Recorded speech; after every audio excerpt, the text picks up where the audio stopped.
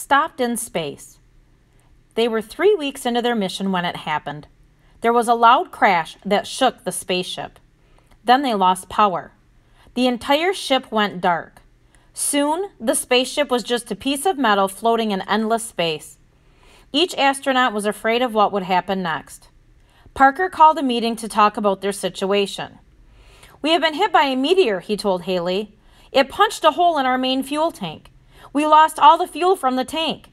We cannot operate the ship. We are paralyzed." "We also have an electrical short," Haley reported. "That is why we lost power. I have restored power, but we have no communications. We cannot call for help."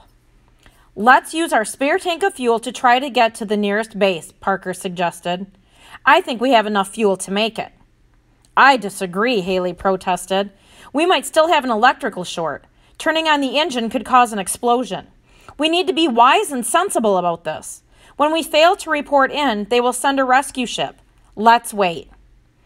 "We need to be realistic," replied Parker. "We are floating in space. We are off course. By the time a rescue ship gets to our last location, we could be halfway to the end of the universe. We will test for an electrical short before we turn on the engine." "What if we do not find the short?" Haley asked. "It is too risky."